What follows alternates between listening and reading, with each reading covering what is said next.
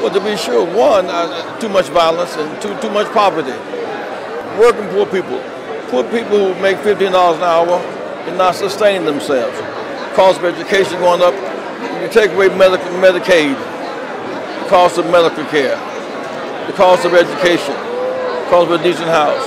And so it's creating great tension in our society. And people are desperate. They do desperate things, including name calling and finger pointing.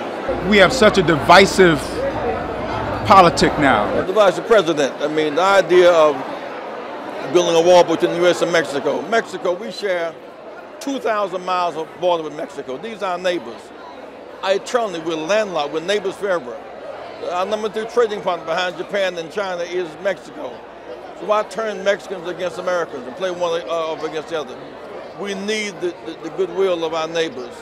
There must be a new sense of a central Mexico, Central and Latin American policy that's friendly and diplomatic friendly and not full of threats. Would you say that Dr. King, were he alive today, what would you think that he would be saying about the state of our society, this America that he left 50 years ago? Three things he would say on his last birthday. One, we've survived the problem, we must learn to live together. We must live together in multiracial, multicultural, multilingual environment. Secondly, end the escalation of violence. And 3, end too many wars and so much poverty. We're fighting wars all over the world. And right now the military budget is 54% of our budget. The military budget is getting stronger and resources for the poor are weakening.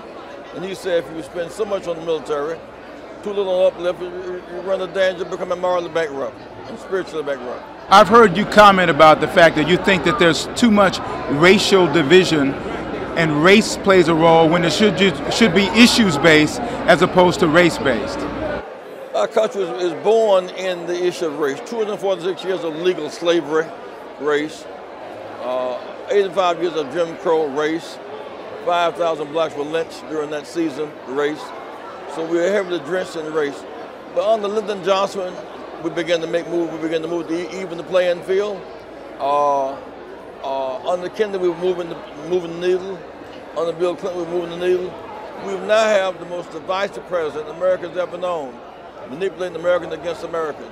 We deserve better leadership than what's coming out of Washington today. You've been a lightning rod all your life because of causes that you've stood for and fought for. How have you adjusted to that throughout your life? Well, you have to keep fighting. You can't give up. My religious mission: defend the poor, deliver the needy, set the captive free, anoint to preach the gospel, good news to the poor. And what the poor people need: a livable wage, a job, education, health care, and housing. Study war no more. We're just too drenched with war. Our finger is on the trigger all the time. And so we have all the lights on in the Defense Department, and half the lights off in the State Department. We're choosing might over right. At the end of the day, right will prevail over might. We're leaning toward might as our weapon. We had 17 kids killed last week in Florida. In the last 3 years in Chicago, 166 under 17 have been killed. So we make the most weapons and we use them. We make the most bullets and we shoot them, and make the most bombs and drop them. We're becoming much too violent. And there's no safety. Putting guns on teachers, guns attract guns. Fire is not made warmer by matches. It's not made cooler by matches. You need to put water on fire and light on darkness. That's why we cannot succumb to hatred and bitterness. We must not become bitter and hateful, because that will only blind us.